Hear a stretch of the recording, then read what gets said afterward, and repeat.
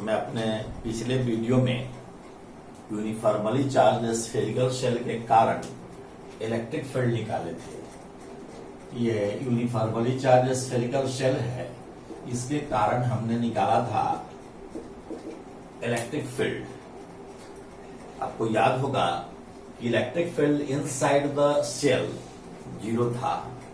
Electric field इस point at the surface था E is equal to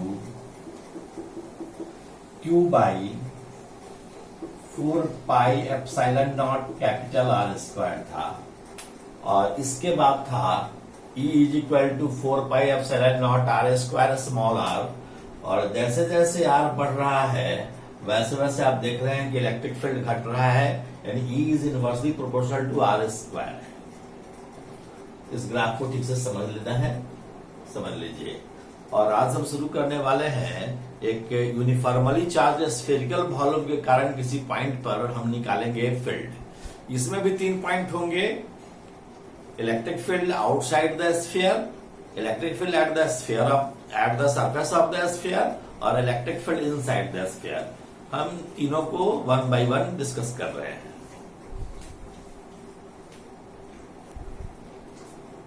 now let us discuss electric field at a point due to a spherical volume of charge। Suppose कीजिए कि यह एक sphere है जिसका radius r है और इसके पूरे वॉल्यूम में Q चार्ज यूनिफॉर्मली डिस्ट्रीब्यूटेड है। हम किसी पॉइंट P पर इलेक्ट्रिक फील्ड निकालना चाहते हैं, तो ये electric field outside the sphere भी हो सकता है, eight the surface of the sphere भी हो सकता है, और इनसाइड द स्फीयर भी हो सकता है। तो जैसे स्फेरिकल शेल में हम लोगों ने निकाला था, जब पॉइंट P आउटसाइड हो तब कैसे जैसे निकाला था उस समय वैसे ही अभी भी निकालेंगे। तो कैसे निकालेंगे? We have to draw a Gaussian surface passing through P। हमने P से होते हुए एक सरफेस की कल्पना की थी और इस सरफेस का नाम दिया था गॉसियन सरफेस। यह गॉसियन सरफेस एक काल्पनिक सरफेस है। मैं फिर से दोहरा रहा हूं, यह गॉसियन सरफेस एक काल्पनिक सरफेस है, हाइपोथेटिकल सरफेस है, और यह स्फीयर को इस तरह से इंक्लोज कर रहा है कि सभी पार्ट, इस गॉसियन सरफेस का सभी पार्ट यहां से इक्विडिस्टेंस है, स्फीयर के सरफेस से इक्विडिस्टेंट है। तो यह गॉसियन सरफेस है। सबसे पहले हमने क्या किया कि गॉसियन सरफेस बनाया। मैं स्टेप लिख दे रहा हूं सभी देखें। हम लोग स्टेप 1 में हम क्या करेंगे, ऑब्जर्वेशन पॉइंट से होते हुए केस 1 था electric field eight A point outside the sphere, outside the sphere था। तो सबसे पहले हम क्या करेंगे कि ऑब्जर्वेशन पॉइंट P से होते हुए गॉसियन सरफेस खींचेंगे। कंस्ट्रक्ट ए गॉसियन सरफेस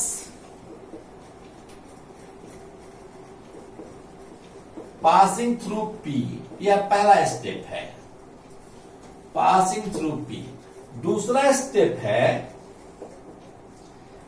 कि हम पॉइंट P पर एक एलिमेंटल सरफेस लेते हैं। एक एलिमेंटल सरफेस लिए, इस एलिमेंटल सरफेस का सरफेस एरिया ds है और इसका डायरेक्शन उधर ही है जिधर इलेक्ट्रिक फील्ड का डायरेक्शन है। तो दूसरा क्या पार्ट होगा कि take an elemental surface ds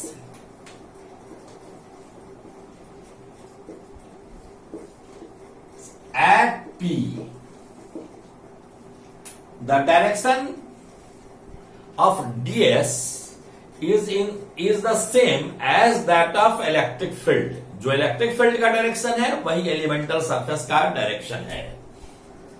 तीसरा स्टेप क्या है? स्टेप 3 में क्या करेंगे कि एलिमेंटल, आप जानते हैं कि E dot ds electric flux through the elemental surface निकालेंगे। Electric flux through the elemental surface, इसे खुद से लिखना है अपने कॉपी पर। यह क्या होगा? डी फाई बराबर है E डॉट ds बराबर है E ds, because the angle between E and ds is 0। या डी फाई निकाले और इसके बाद क्या किए कि इसको होल सरफेस के लिए इंटीग्रेट कर लिए। तो total electric flux through the Gaussian surface, यह क्या होगा? Total electric flux through the Gaussian surface phi बराबर होगा इंटीग्रेशन ऑफ डी फाई और E इंटीग्रेशन ऑफ ds। और ds का इंटीग्रेशन क्या होगा? यहां से यहां तक की दूरी हमने माना है r, तो यह हो जाएगा कितना? E इंटू 4 पाई r स्क्वायर। इसको हम इक्वेशन 1 मान लेते हैं। अब हम क्या करेंगे? गॉस लॉ अप्लाई करेंगे। अकॉर्डिंग टू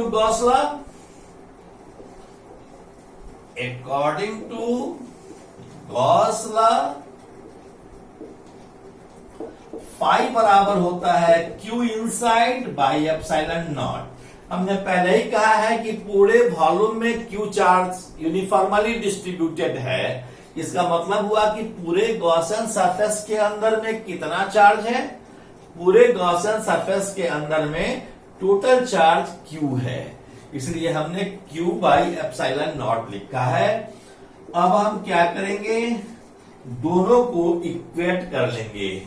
इक्वेटिंग 1 and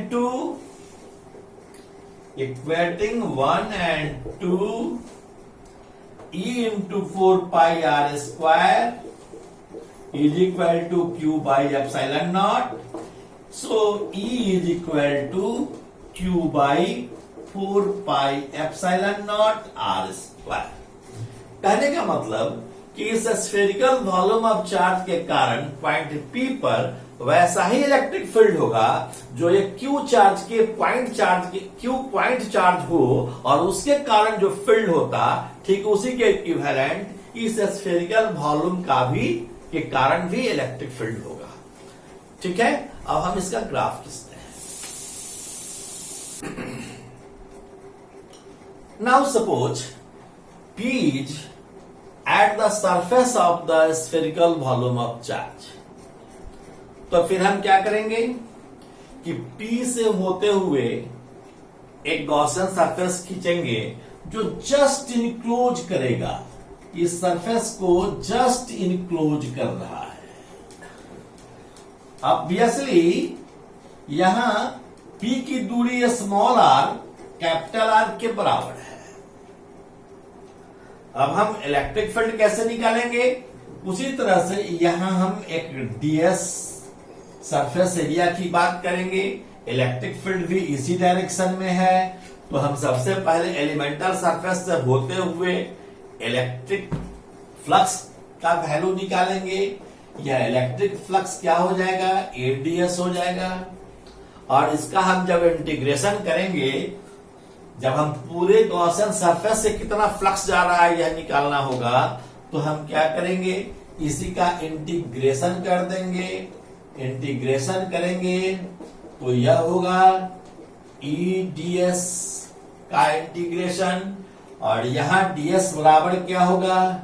चूंकि यहां स्मॉल r कैपिटल R के बराबर है, इसलिए ds बराबर लिखेंगे 4 पाई कैपिटल R स्क्वायर। इसको हम इक्वेशन 1 दे देंगे। फिर हम गॉस लॉ यूज करेंगे। According to Gauss law phi बराबर क्या होगा? Q inside by epsilon naught. इस गॉसियन सरफेस के अंदर में कितना चार्ज है, टोटल चार्ज Q है, सो Q बाई एप्सिलॉन नॉट लिखे। यह इक्वेशन 2 है, दोनों को इक्वेट करेंगे तो हो जाएगा E into 4 pi R square is equal to Q by epsilon naught. So E is equal to Q by 4 pi epsilon naught R square. ये आपका इलेक्ट्रिक फील्ड हुआ कब, जब point P outside the sphere हो। अब हम third case देखेंगे। Case third है, ये केस थर्ड हुआ, if P is inside the sphere, यदि पॉइंट P स्फीयर के अंदर हो।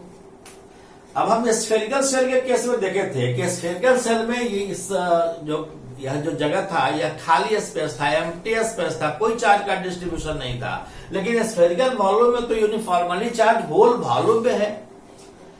तब हम क्या करेंगे कि फिर हम स्टेप्स तो वही लेंगे, पॉइंट P से होते हुए एक गॉसियन सरफेस खींचेंगे। तो पॉइंट P से होते हुए हमने एक गॉसियन सरफेस खींचा। इसके बाद क्या करेंगे, P पर एक एलिमेंटल सरफेस लेंगे, यहां पर एक एलिमेंटल सरफेस लिया, चार्ज तो इसके अंदर में भी है। अब P पर ds एलिमेंटल पार्ट लिए, ds का डायरेक्शन इस डायरेक्शन में है, E भी इसी डायरेक्शन में है, तो हम फ्लक्स निकालेंगे। इस एलिमेंटल सरफेस से निकलने वाला फ्लक्स कितना होगा, d phi is equal to E integration of E into ds। E dot ds है, E और ds के बीच का एंगल 0 डिग्री है, सो cos 0 इज 1, तो सिंपली हमने E ds लिखा। तो पूरे गॉसियन सरफेस से जाने वाला टोटल फ्लक्स क्या होगा, फिर इसी को इंटीग्रेट कर लेंगे। तो इंटीग्रेट करेंगे तो क्या लिखाएगा, d फाई बराबर है E into integration of ds बराबर है E into 4 pi R square, क्योंकि O से P के बीच की दूरी कितना है, r है, स्मॉल r है। ऑब्जर्वेशन पॉइंट P की दूरी स्फीयर के सेंटर से स्मॉल r है, इसलिए हमने लिखा है E into 4 pi R square. Understanding. तो इसको इक्वेशन 1 मान लें। अब हम गॉस लॉ यूज करेंगे। गॉस लॉ के अनुसार क्या होना चाहिए, according to Gauss law, using Gauss law, phi बराबर होना चाहिए Q inside by epsilon naught. बताइए कि ये जो हमने पार्ट गॉसियन सरफेस के अंदर वाला पार्ट लिया है जो P से होकर गुजर रहा था, तो इस पार्ट का चार्ज कितना होगा, इस पार्ट पे कितना चार्ज होगा। जरा सोचिए कि पूरे का वॉल्यूम कितना है, 4/3 पाई आर क्यूब। पूरे का वॉल्यूम है 4/3 पाई आर क्यूब। इस वॉल्यूम में कितना चार्ज है, इस वॉल्यूम में Q चार्ज है, तो यूनिट वॉल्यूम में कितना चार्ज होगा, Q/4/3 pi are cube charge होगा। इसलिए इतने वॉल्यूम में कितना चार्ज होगा, तो इसमें होगा 4/3 पाई आर क्यूब, वॉल्यूम में चार्ज होगा Q/4/3 pi are cube into 4/3 pi are cube. जो कैंसिल होगा वो 4/3 पाई कैंसिल होगा। तो यहां Q इनसाइड कितना है, Q इनसाइड हम लिखेंगे QR cube divided by capital R cube, और पूरा में डिवाइड करना है एप्सिलॉन नॉट से। Q इनसाइड का वैल्यू हो गया QR cube by capital R cube. कैसे हुआ इसको फिर से समझ लीजिए। पूरा वॉल्यूम है 4/3 पाई कैपिटल R क्यूब। पूरे वॉल्यूम में Q चार्ज है, तो यूनिट वॉल्यूम में कितना चार्ज होगा, Q बाई दिस मच। तो इतने वॉल्यूम में कितना चार्ज होगा, इतने वॉल्यूम में चार्ज होगा Q/4/3 pi are cube into 4/3 pi small R cube. यह मैंने लिखा 4/3 से 4/3 को कैंसिल कर दिया, QR³/RQ। ठीक है, अब हम क्या करते हैं कि इक्वेशन 1 और 2 को इक्वेट करते हैं। Equating 1 and 2 E into 4πr² बराबर है QR³/ε0RQ। अब इसको देखिए, R² को हम कैंसिल कर सकते हैं इससे, तो यह हो जाएगा E is equal to QR/4πε0RQ। हम इसको ऐसे भी लिख सकते हैं, this is equal to Q/4πε0R² into small r by capital R। स्पष्ट है कि यहां E is proportional to R है। क्यों? E इज अंदर में E is proportional to R है, अंदर में E is proportional to R है, लेकिन बाहर में E is proportional, inversely proportional to R² है। इस अंतर को देखिए, अंदर में जैसे जैसे R बढ़ेगा वैसे वैसे E भी बढ़ेगा। E is proportional to R, तो E और R के बीच का ग्राफ कैसा आएगा?